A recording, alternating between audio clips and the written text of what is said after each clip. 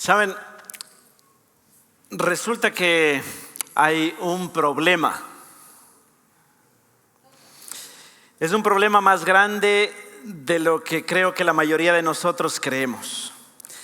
Es algo que he encontrado en diferentes iglesias, está presente en la vida de solteros, casados, ancianos, jóvenes, varones, las mujeres también, líderes, seguidores. Es una de esas omisiones sutiles, cosas que se nos olvidan, cuyos resultados son cualquier cosa e incapacidad, o abrumados o nos tiene desanimados. Hace que tú pases por alto ciertas respuestas que escuchas, pero es muy sutil para otros. Tiene el poder de hacerte sentir frustrado,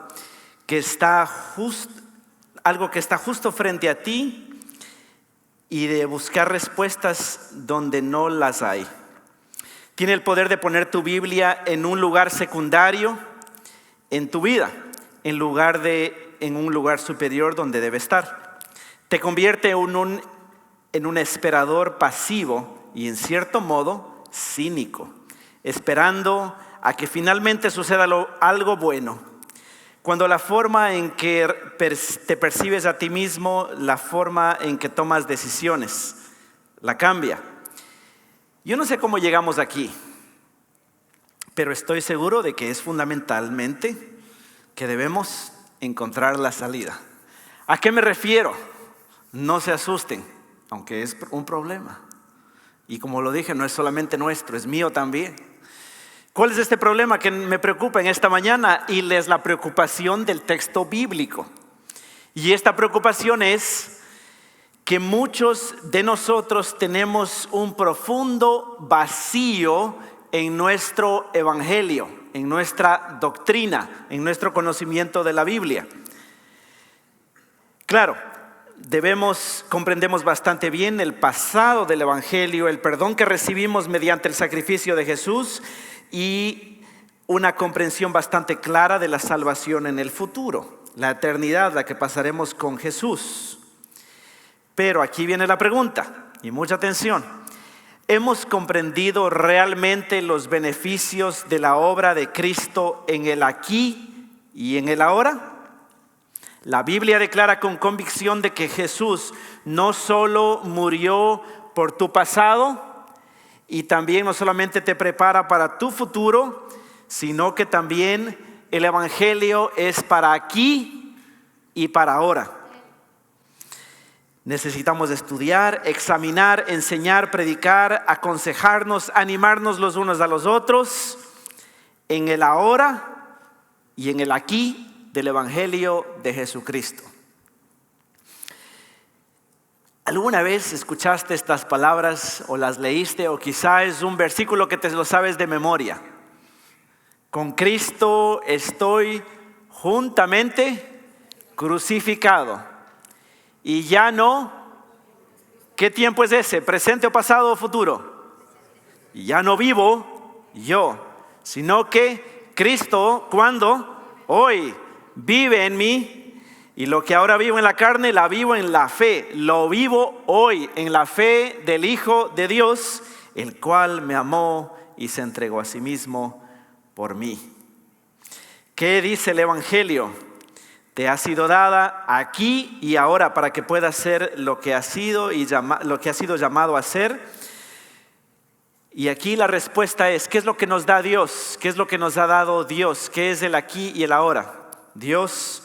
La respuesta la respuesta no es una idea más, una idea teológica más, una doctrina más. La respuesta es una persona. La respuesta es Jesucristo.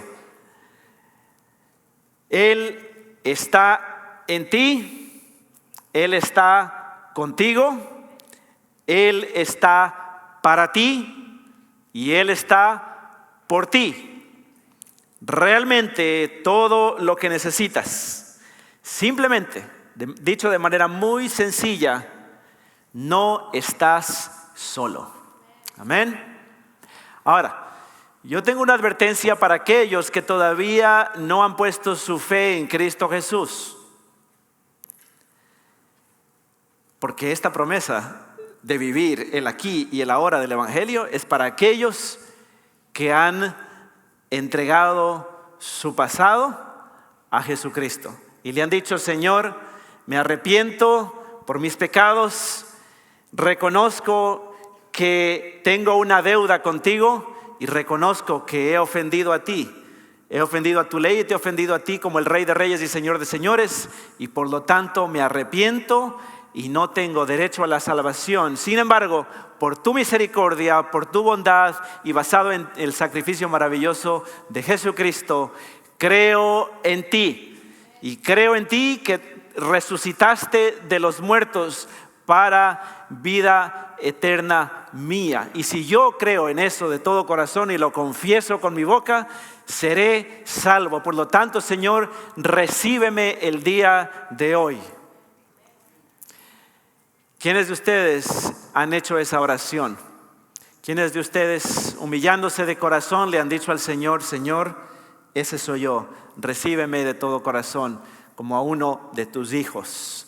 No tengo nada que entregarte más que un corazón sucio, más que un corazón pecaminoso. Esa persona, si tú has hecho esa oración o quieres hacer esa entrega el día de hoy, tienes dos opciones.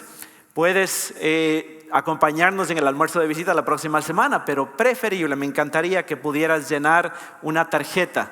Esa tarjeta que llega, esa tarjeta de color azul, blanco, con tinta azul, que es una tarjeta de conexión.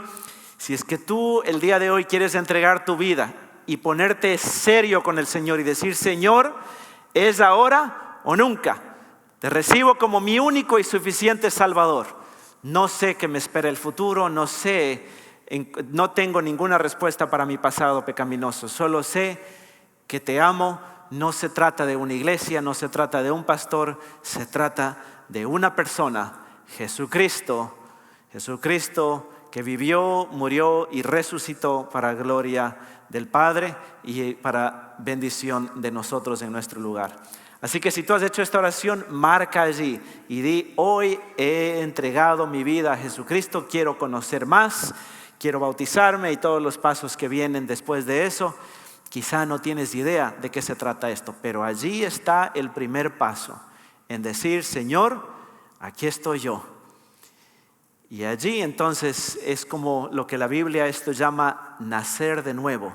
Ocurre una vez, a veces va a ser un deseo consciente, donde tú dijiste hoy fue, otras veces es poco a poco y puedes quizá dar cuenta. Hay personas que pueden decir: mira, yo no sé exactamente cuándo el Señor me salvó. Puede ser a veces un poco, después pensé que era otra vez, pero en definitiva lo que yo sé, como dice ese viejo himno, o basado en esa historia de ese hombre ciego, ese joven ciego que sanó Jesús. Lo único que yo sé es que antes era ciego y ahora puedo ver. Puedo ver la belleza, la maravilla de Jesucristo y le busco y le amo de todo corazón y quiero saber más de su palabra y quiero conocerle más y quiero entregarme en una vida de servicio para Él. Eso es todo.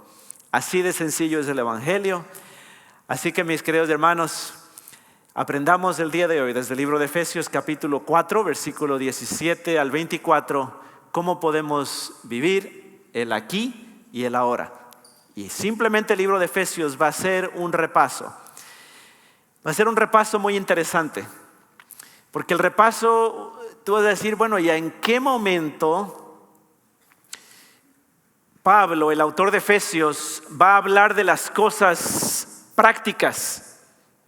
Y si te das cuenta, en estos versículos, el libro de Efesios, toda la narrativa que encuentras aquí en Efesios, es como que, bueno, déjenme decirles cómo tienen que vivir, qué tengo que hacer. ¿Estará bien mentir? No, pero ¿y una mentira blanca? ¿Y robar? ¿Y de pronto recibir un aplauso, la humildad o esto o el otro? Dígame cómo tienen que vivir. Quiero el cristianismo práctico. Pablo, el autor de Efesios, inspirado por el Espíritu Santo, está que se detiene y una vez más se detiene. Una vez más el día de hoy. Y quiero que entiendas muy claramente por qué. Y es algo que yo he repetido una y otra vez aquí y espero otra vez lo voy a repetir. Y es que si es que solamente nos enfocamos en el hacer y en la obediencia, sin el corazón convertido, sin el corazón apropiado, vamos a ser simples religiosos. Vamos a ser como los fariseos del tiempo de Jesús, que vivían una vida sumamente de suma obediencia, muy obedientes, pero por dentro en su corazón había podredumbre. Era como cuando se exhuma un cuerpo de la tumba. Jesús lo dijo así: son sepulcros blanqueados, están bien pintaditos, bien bonitos, con flores, con cosas por fuera, pero por dentro hay un muerto, hay un cadáver. Ay de nosotros que suceda eso. Más bien lo que Jesús y lo que Pablo aquí quiere que entendamos es, primero, antes de darnos las partes específicas de la obediencia, y las va a dar, y las da muy bonitas. Si tú ves un poquito más, si te das el tiempo en las siguientes, esta semana puedes leer el fin del capítulo 4, capítulo 5, vas a ver que Pablo te va a dar consejos aquí en Efesios de cómo vivir tu matrimonio, cómo educar a tus hijos, cómo trabajar. Imagínate qué práctica. ¿Quién pensaba que el cristianismo iba a ser tan práctico, que el evangelio iba a ser tan práctico? ¿Cómo ser un verdadero trabajador? Sencillo, pero primero Efesios quiere que aprendas el corazón detrás de todo eso, de que tu corazón esté bien centrado y entienda claramente el por qué hacer las cosas. Y resulta que no podemos hacer las cosas con el corazón apropiado y el corazón que exalta y glorifica a Jesucristo si es que no hemos nacido de nuevo. Si es que no hemos creído a Jesucristo, de que el Padre le levantó de los muertos, de que no hemos creído en su perdón y no lo hemos recibido como el Salvador de este mundo. Dios tenga misericordia de nosotros y que cada uno de los que estamos aquí en esta hora y los que pertenecen a nuestra iglesia y asisten, y esta es su casa, podamos ser contados entre los salvos y entre aquellos que el Espíritu de Dios ha obrado un milagro y hemos pasado de muerte a vida. Amén. Así que si es que ese es tu deseo, pues vamos a abrir nuestras Biblias en el capítulo 4 de Efesios. Capítulo 4 de Efesios, versículos 17 al 24. El texto aparecerá en nuestras pantallas y vamos a ponernos de pie en señal de reverencia a nuestro Dios y a su santa palabra. Efesios capítulo 4, versículos 17 al 24. Esto digo pues, y afirmo juntamente con el Señor, que ustedes ya no anden así, como andan también los gentiles, en la vanidad de su mente. Ellos tienen entenebrecido su entendimiento y están excluidos de la vida de Dios por causa de la ignorancia que hay en ellos, por la dureza de su corazón. Habiendo llegado a ser insensibles, se entregaron a la sensualidad para cometer con avidez toda clase de impurezas.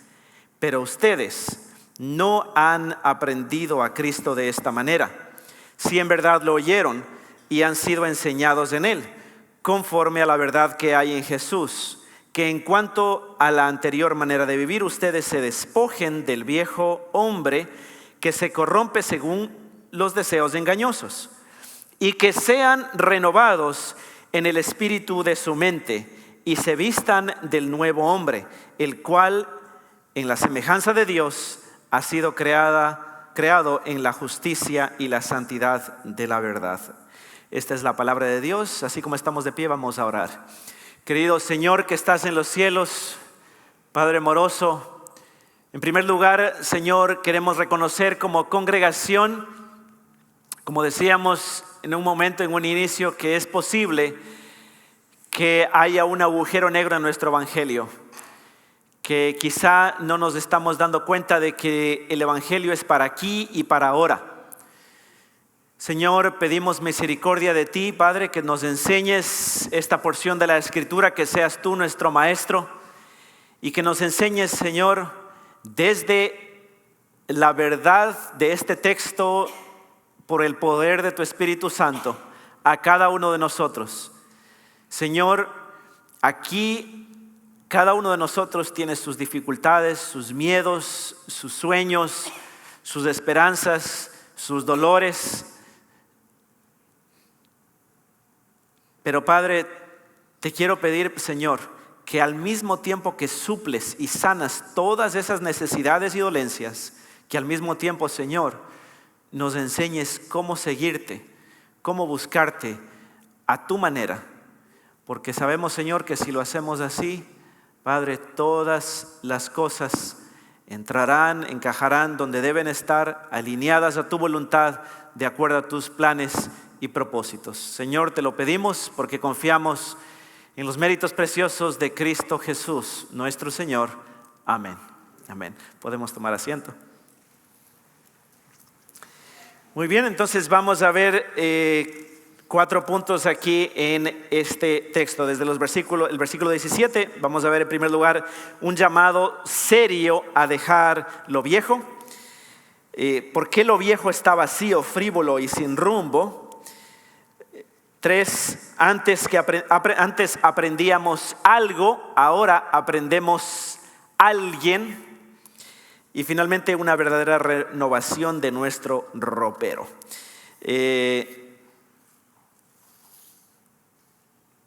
primer lugar, un llamado serio a dejar lo viejo. Versículo 17 dice: esto digo pues y afirmo juntamente con el Señor, que ustedes ya no anden así como andan también los gentiles en la vanidad de su mente. Algunas cosas que notar allí en este versículo. En primer lugar, se nos dice que Pablo dice allí: esto digo y afirmo. ¿Por qué usa palabras diferentes? Solo para dar una breve introducción de por qué usa estas palabras diferentes. Al decir esto digo y afirmo, es algo que era muy, especialmente la palabra afirmar, o esto declaro y testifico. Es algo que lo decían, es como si lo estuviese diciendo desde una corte. Lo decían también los emperadores cuando daban algún decreto, decían: yo decreto esto en el imperio, y empezaban su discurso con esta palabra donde dice aquí: afirmo, esto decreto, esto afirmo, esto les declaro y les pido de manera, estoy rogándoles a ustedes que esto es verdadero. Y para afirmar aún más esta declaración solemne a dejar lo viejo, no dice a dejar el viejo por si acaso. Aquí está mi esposa, y yo por si acaso soy 8 años mayor que mi esposa. Y si me dejara crecer la barba, verían que está un poquito blanca ya. No parece, pero sí. Entonces, a dejar lo viejo, lo dice no solamente que declara, testifica, sino que lo dice juntamente con el Señor. O sea, esto no es invento mío. Esto no soy solamente yo. Esto es, Dios les está pidiendo esto.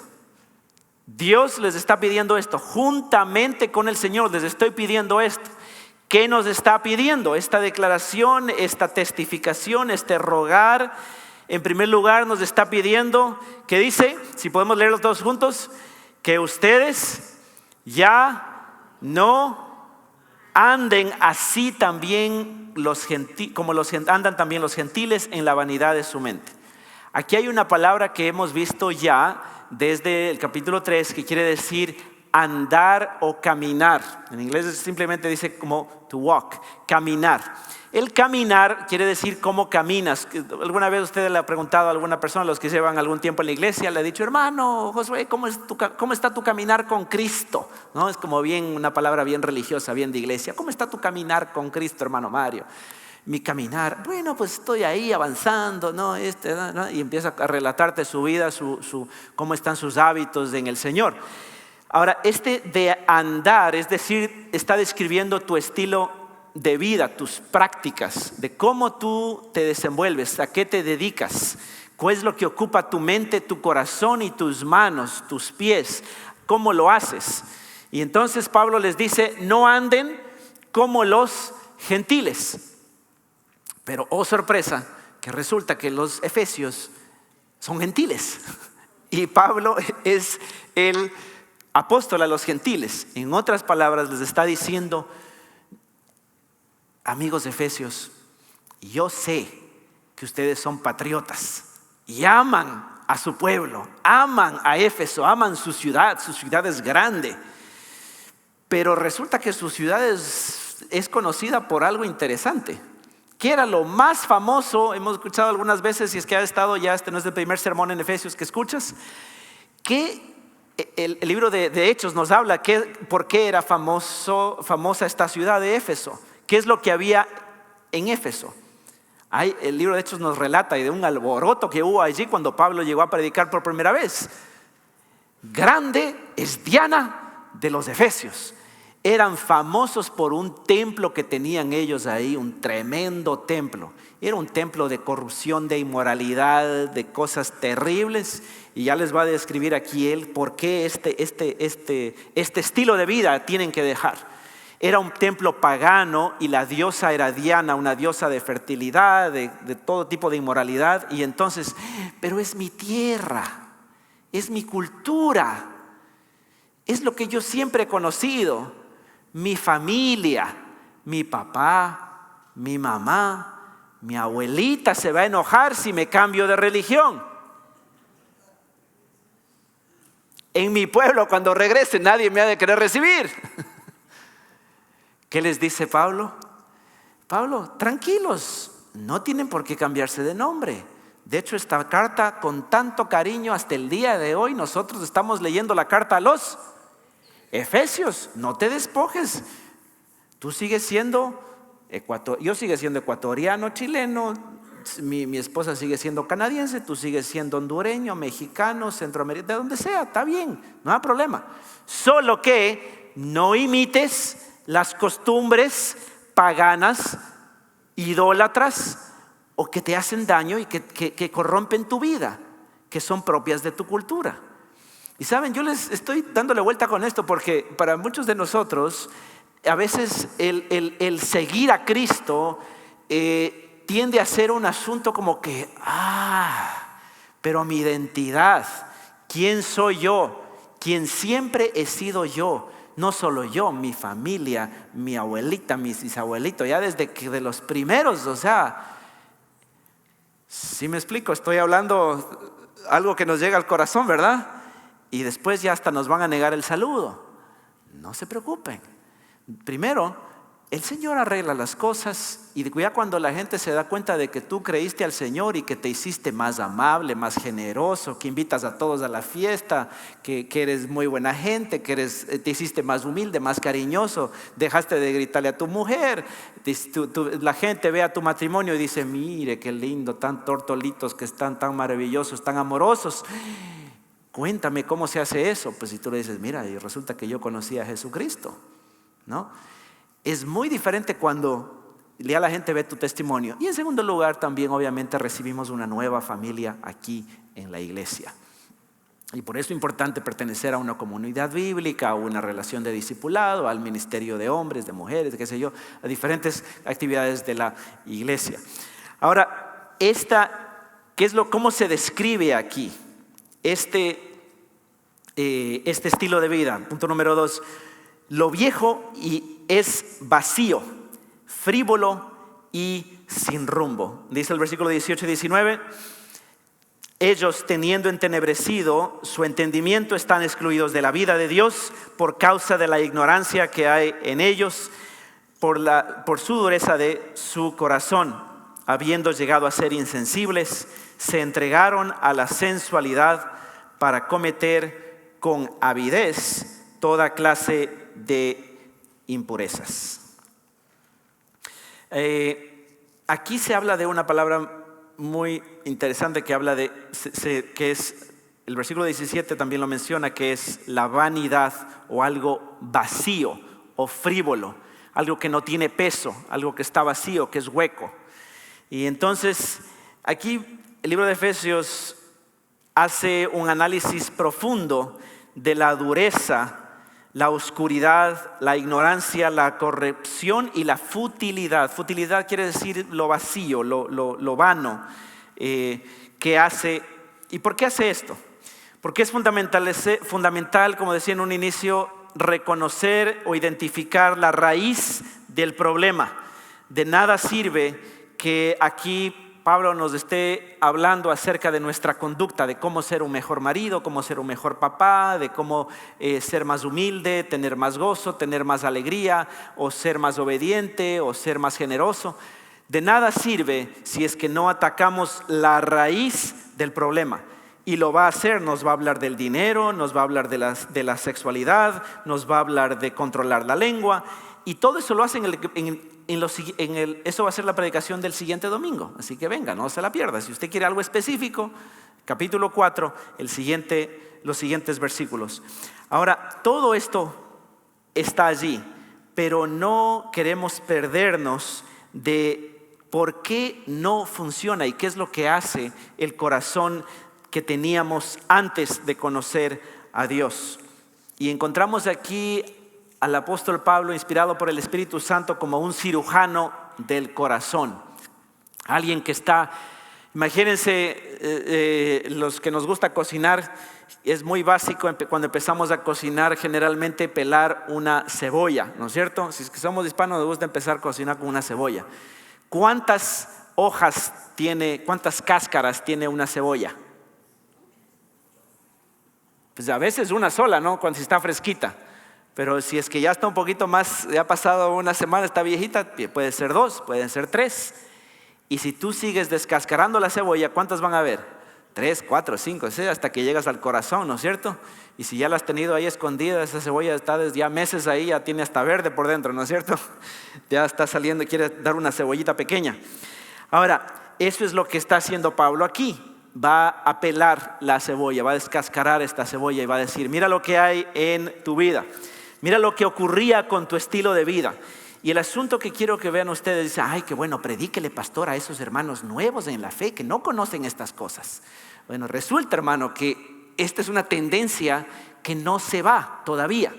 El apóstol Pablo, él mismo, el gran apóstol Pablo, el gran predicador, llamaba esto el aguijón de la carne, llamaba esto miserable hombre de mí, ¿quién me librará de esto? Es decir, esta tendencia del pecado va a estar con usted hasta que esto corruptible se vista de incorruptibilidad, hasta que Jesucristo venga por segunda vez y nos transforme completamente y nos libre del pecado para siempre. Y tenga paciencia porque ese día va a llegar y va a llegar pronto, dice el Señor.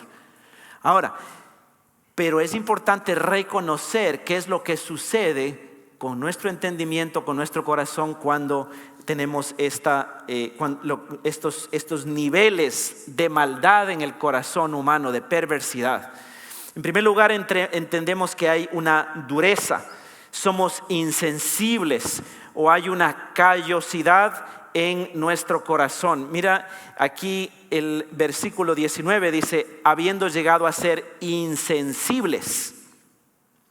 El asunto de ser insensibles, y para avanzar un poquito más rápido, aquí la palabra es una palabra que se usa una sola vez en todo el Antiguo Testamento, esta insensibilidad. Y se refiere a cuando alguien ya no tiene vergüenza de vivir pecaminosamente. Es cuando alguna vez en alguna novela, yo me acuerdo haber escuchado a mi tía cuando veía novelas, ¿no? Y se escuchaba atrás una voz desvergonzada, ¿no? Es decir, no tiene vergüenza. Es decir, que es una persona que ya no le importa lo que la gente le diga. O sea, ya tiene un callo ahí en su corazón y pues le vale lo mismo. O sea, sí, no importa, total. Yo soy libre, yo sigo lo que mi corazón me dice y yo hago lo que sea, ¿no? Y yo soy libre, déjenme vivir. Entonces, es una persona que ha llegado a la callosidad de su corazón. Pero eso no ocurre siempre, ni no ocurre desde un inicio. Eso no. ¿Quién de ustedes tiene un niño de 3 años, de 4 años que dice, pues me voy o sea, yo hago lo que sea, sigo mi corazón? No, eso está describiendo a un adolescente, está escribiendo a alguien de 30 años, de 25 años, que abandona el hogar, que se va, que no sé qué. Es una persona que aprende el mal de esa manera, pero es lo que está en su corazón, está aflorando y se formó una callosidad, una dureza en su corazón. También nos habla Pablo acerca de la oscuridad que ocurre. Dice, ellos tienen entenebrecido su entendimiento. Hay en mí, y mírale usted también para su corazón, una tendencia a una profunda oscuridad que envuelve nuestro entendimiento y me impide ver la gloria del Evangelio. No me impide ver la gloria del Evangelio y la excelencia de Cristo. En otro tiempo, mira el versículo capítulo 5:8, dice: en otro tiempo erais tinieblas, pero ahora sois luz. Se nos describe a nosotros, a nuestro estado pasado, antes de Jesucristo, estabas en tinieblas y ahora eres luz. Y uno de ustedes me queda mirando y dice: pero pastor, ¿por qué me habla así tan feo? Me está diciendo que yo soy oscuridad, que yo soy tinieblas.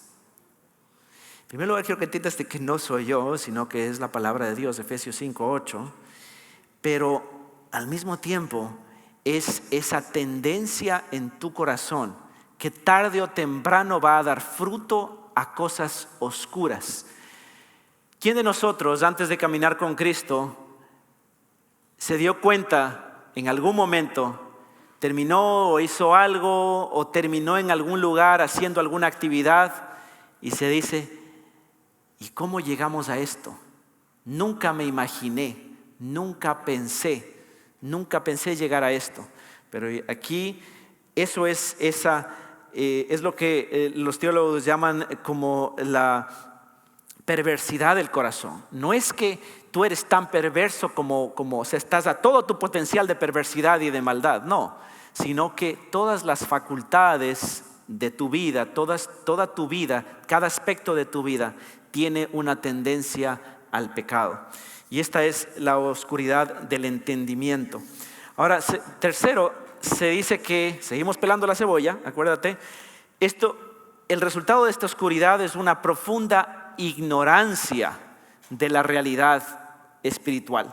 Es decir, no nos damos cuenta, no percibimos cuán maravilloso es Jesucristo, cuán lindo es vivir en comunidad cristiana, no percibimos cuán bello es tener intimidad con Jesús, cantarle alabanzas con Él. No hay una ignorancia de esas cosas. Y sabes, algo que es tan increíble de esto es que normalmente no percibes que eres ignorante hasta cuando realmente conoces a Jesucristo en persona, real. Cuando dijiste: el Señor me salvó, el Señor me abrió los ojos, me abrió los oídos, cambió mi corazón, puso canto en mi corazón, puso mis pies sobre la roca. Ahí recién puedes decir: oye, qué ignorante que éramos, ¿verdad, mi amor? No conocíamos estas cosas, no sabíamos de estas cosas. A mí nunca me interesó, ¿por qué? Pero si yo escuchaba que hablaban así en la iglesia, o yo le escuchaba a la vecina que hablaba de estas cosas y ni me interesaba. ¿Sí?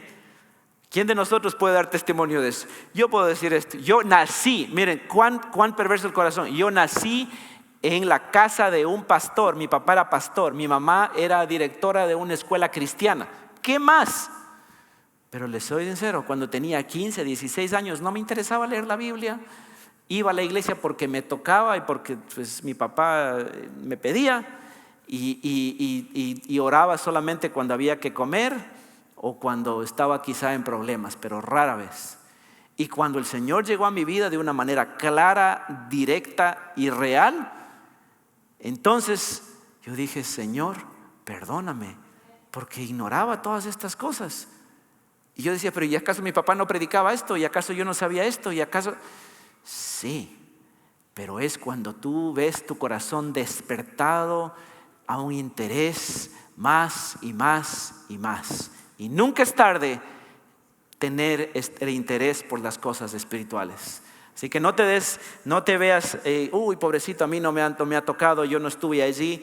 No tengas vergüenza, no tengas pena, porque aún los que hemos nacido en las iglesias y hemos nacido escuchando la palabra de Dios, tenemos un conocimiento pronto y claro y fervoroso de la palabra del Señor. Ocurre también que hay libertinaje. El cuarto lugar, después de la dureza, la oscuridad, la ignorancia, resultan en libertinaje. Y esta es lo que decíamos, esta insensibilidad. Ya el corazón está endurecido, y entonces creo yo que en esta ignorancia, en esta oscuridad, me voy a satisfacer el gozo y la alegría que quiere mi corazón y que debe tener mi corazón, y al cual Dios me está llamando, pero lo busco en un lugar equivocado. Lo busco en una fiesta, lo busco en las drogas, lo busco en el sexo, en la bebida, lo busco incluso en el matrimonio. Y le pongo, mi marido me va a dar toda la alegría que yo debería tener, toda la felicidad. Mi esposa me va a dar toda la alegría, la felicidad, y va a llenar mi corazón. Y la pregunta es, ¿por qué poner esa carga en tu marido? Esa es la responsabilidad de Jesucristo. Jesús es el que va a llenar tu corazón. Jesús es el que va a darte todo tu contentamiento, tu felicidad, tu propósito, tu razón de ser en la vida. Ese pobre marido dice, pero mujer, yo soy solo tu marido, no soy el Salvador. Allá está Jesús, anda a verlo allá. Y la esposa también dice, pero tú crees que... O a veces buscamos en los hijos, y entonces queremos y ponemos una carga en los hijos de, mi hijo, tú vas a hacer todo lo que yo no pude ser, y vas a ser la razón de mi felicidad y de mi propósito y mi razón en la vida. Y entonces, ¿qué sucede? Resulta que cuando tus hijos no cumplen y no hacen lo que tú les pediste, los que tú les dijiste, ¿cómo está tu corazón? Triste, desanimado, deprimido, desalentado, porque pusiste a tus hijos como la razón de vivir. Mi hijo va a ser doctor.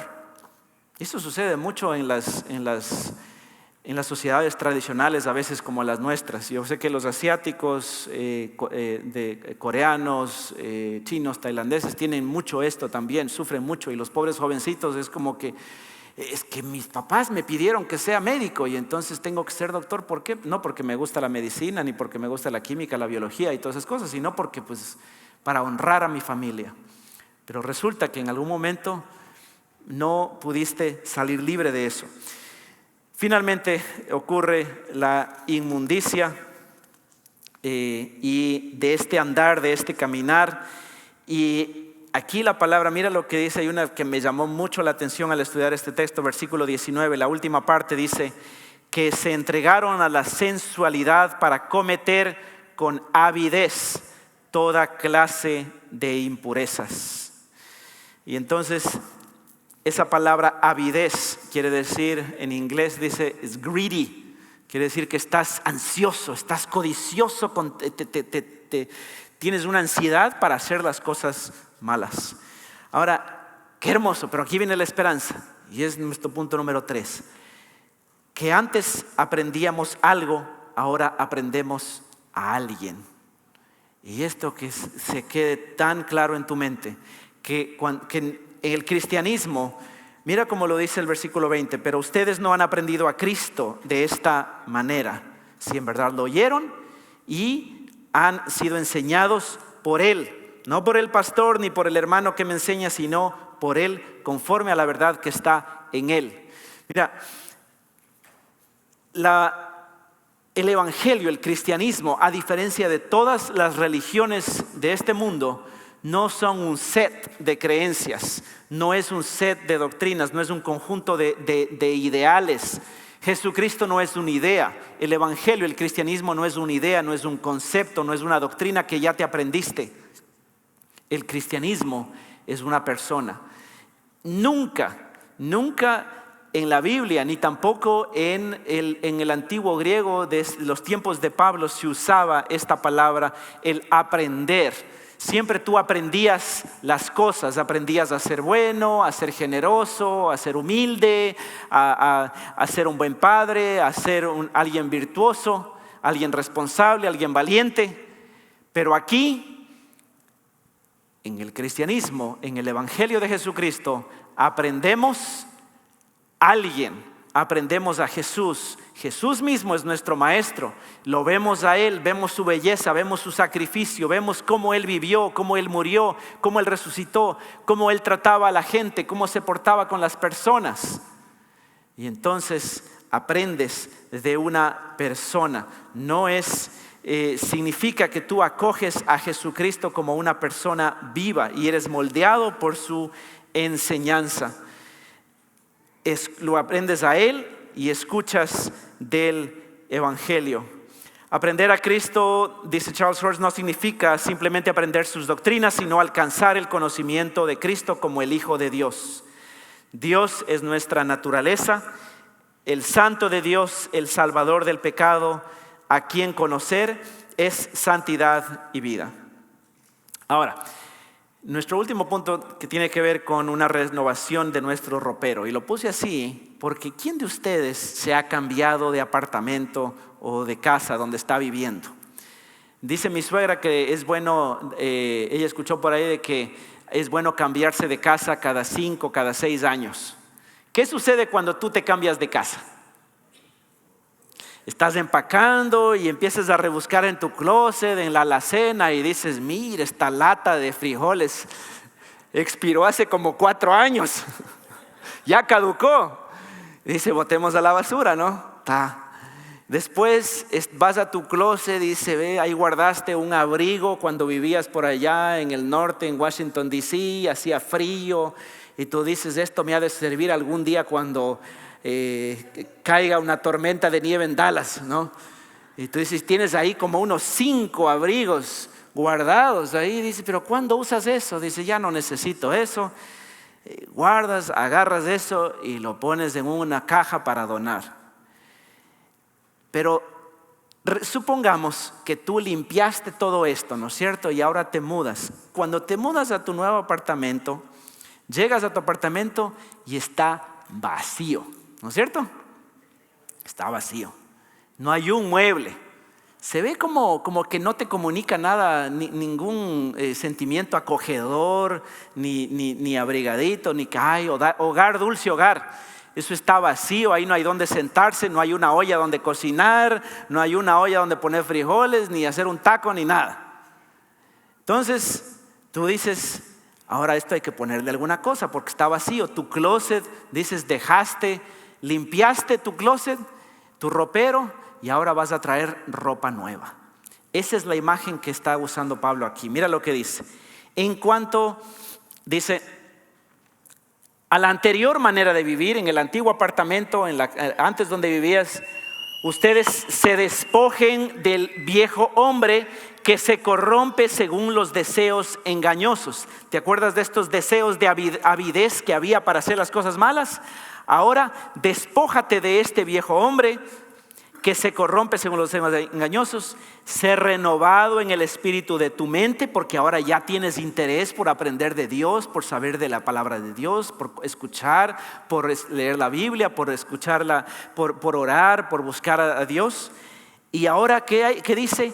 Vístete del nuevo hombre, el cual está en la semejanza de Dios y ha sido creado en la justicia y en la santidad.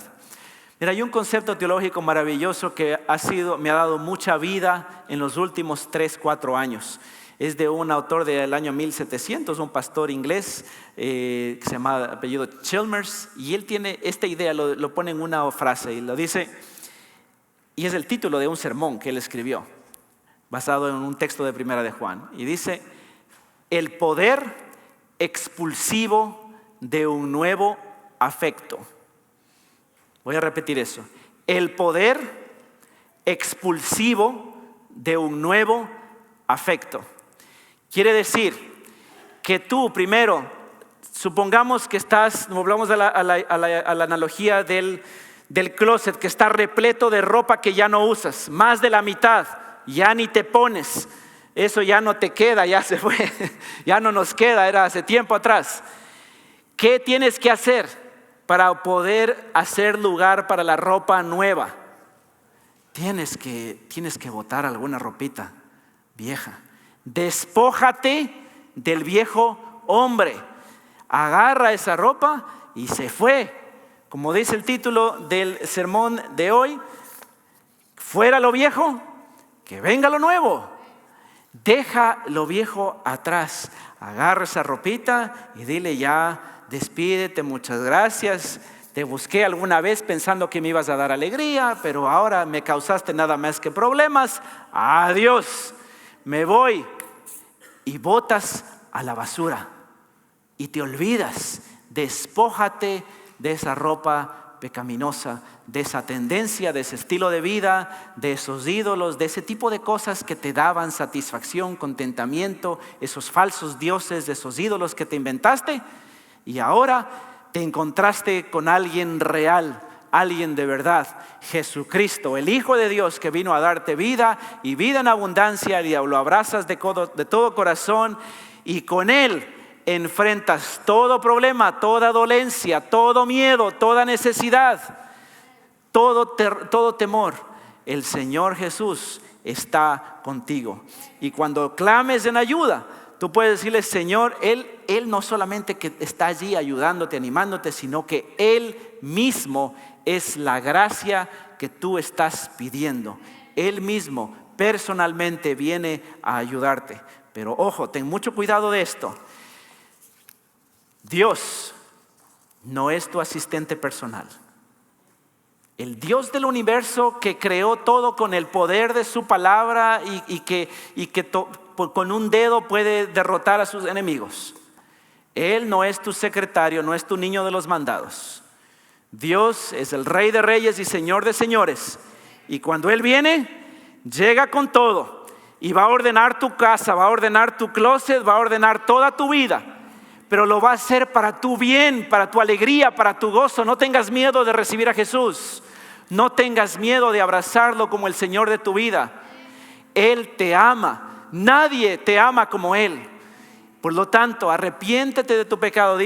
Botas lo viejo a la basura y abrazas esta nueva vida que Él quiere darte. Que Dios tenga misericordia de nosotros. Que Dios nos dé el poder y el querer para creer y hacer su buena voluntad. Vamos a orar. Querido Señor, que estás en los cielos, una vez más te agradecemos, Padre, por tu misericordia, porque hemos encontrado al verdadero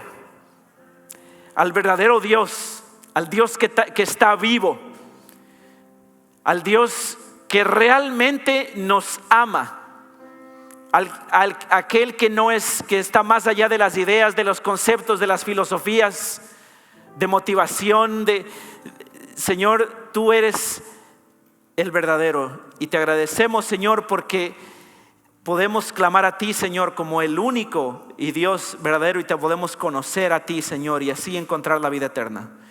Padre amoroso, te pido, Señor, que cada uno de los que está aquí pueda recibirte, Señor, como el Señor de tu vida. Si es que en alguno de nosotros todavía existe miedo, todavía está gobernando una práctica del pecado, Señor, enséñanos que esto es para aquí y para ahora. Que contigo enfrentamos, que al vestirnos de tu justicia, de tu verdad, de tu palabra, podemos enfrentar cualquier cosa aquí y ahora. Hasta aquel día que vengas en gloria y majestad en las nubes de los cielos, como lo dice tu palabra, Señor. Y tu pueblo te agradece y te bendice en esta hora, en Cristo Jesús nuestro Señor. Amén.